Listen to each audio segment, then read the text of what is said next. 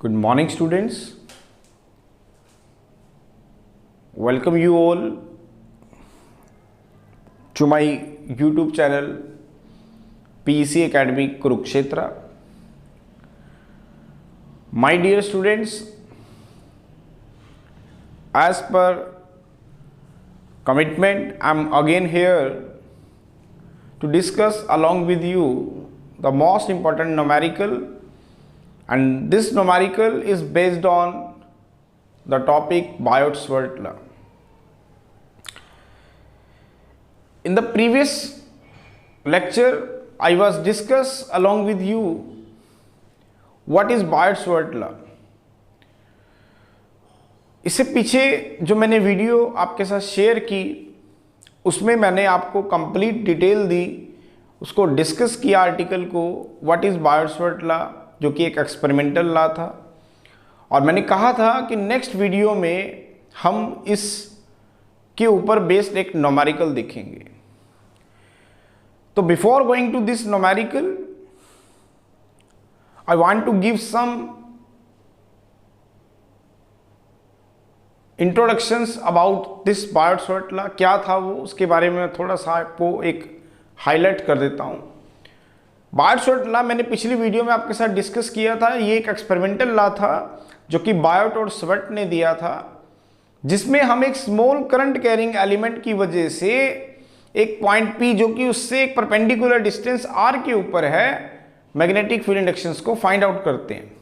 और वो जो मैग्नेटिक फील्ड इंडक्शन आई थी, अगर आपको ध्यान हो, dB that will become equal to mu naught upon 4 pi IDL sine theta by R square. Mu naught upon 4 pi IDL sine theta by R square, जिसमें मैंने आपको बताया था this is the conductor XY, और यहां पे मैंने एक करंट एलिमेंट लिया था AB. अगर आपको ध्यान हो, this is the current element IDL, DL is the length of this current element, और एक परपेंडिकुलर डिस्टेंस मैंने लिया था R, जिसपे एक पॉइंट था P और थीटा इनके बीच का एंगल था, और I करंट मैंने माना था जो इस कंडक्टर XY से चल रहा है. इस P पॉइंट पे जो मैग्नेटिक फील्ड इंडक्शन इस स्मॉल एलिमेंट की वजह से आई थी, वो ये आई थी dB is equal to mu naught upon 4 pi IDL sine theta by R square, जिसमें I था current moving in the conductor XY from this small current element से जो करंट चल रहा था वो I था, DL इसकी लेंथ थी, theta that makes by the small length element DL with R, और P इसका परपेंडिकुलर डिस्टेंस था जहां पे हमने मैग्नेटिक फील्ड इंडक्शंस को फाइंड आउट किया था.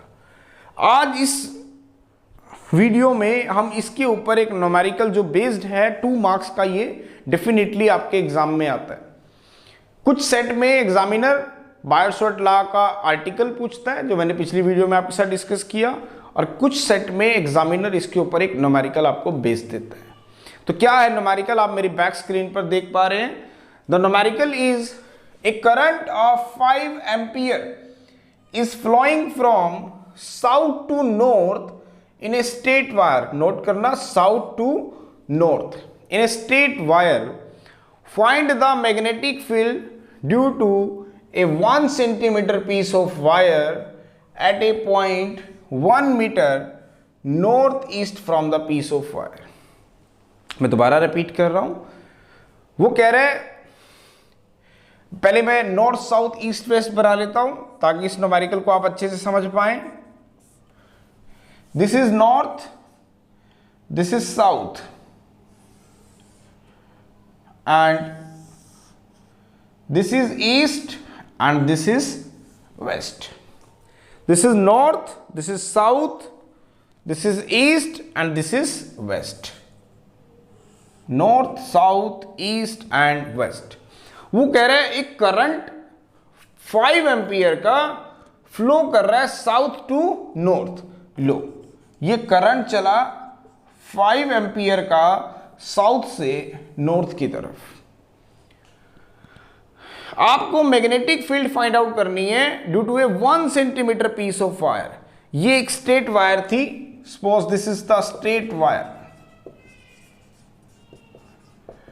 अब आपने क्या करना है, इसका स्मॉल एलिमेंट लेना है। ये लो, मैं ये स्मॉल एलिमेंट ले रहा हूं,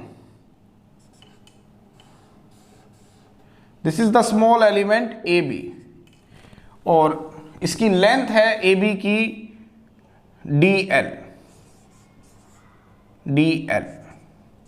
वो कितनी है आपके पास, D L, that is 1 centimetre.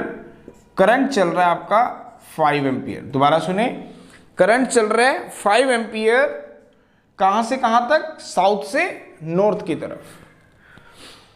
और मैग्नेटिक फील्ड इंडक्शन आपने फाइंड आउट करनी है इसकी वजह से। 1 centimetre piece of wire A B, जिसकी लेंथ है D L, that is 1 centimetre, at a point 1 metre. इस पॉइंट को ध्यान से समझना, at a point 1 metre north east from the piece of wire. North east, ये लो, इसका सेंटर पॉइंट ये रहा, इस पॉइंट पे फाइंड आउट करनी है। ये यहां से कितने डिस्टेंस पे है, दैट इज 1 मीटर। तो ये अब टोटल एंगल कितना है बेटा, ध्यान से देखो, दैट इज 90 डिग्री। तो ये एंगल बनेगा 45 डिग्री।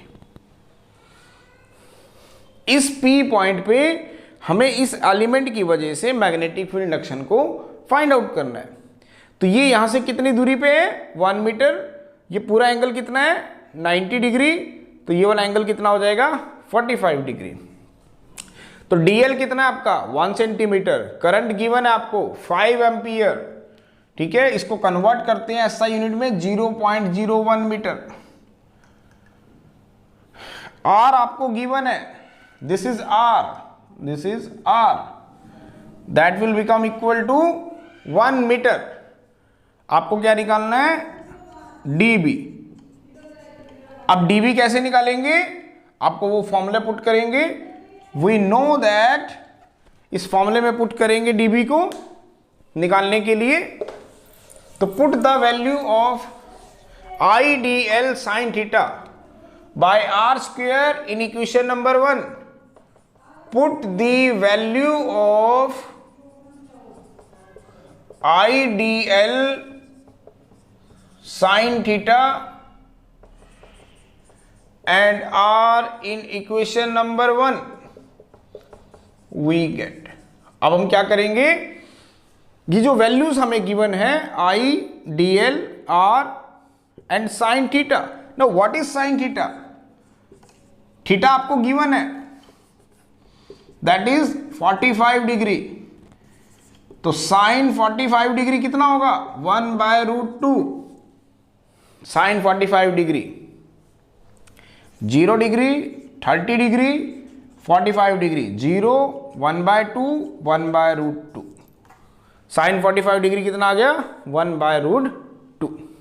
तो पुट करें, dB comes out to be mu naught. Now what is mu naught? 4 pi into 10 raised to the power minus 7. Now what is I? That is 5 ampere. Now what is DL? That is the small current carrying element length, that is 0.01 meter. Sin theta, sin 45 degree divided by distance का square, 4 pi distance, that is 1 metre का square. तो dB 4 pi से 4 pi cut गया आपका, 10 raised to the power -7, 5 ampere,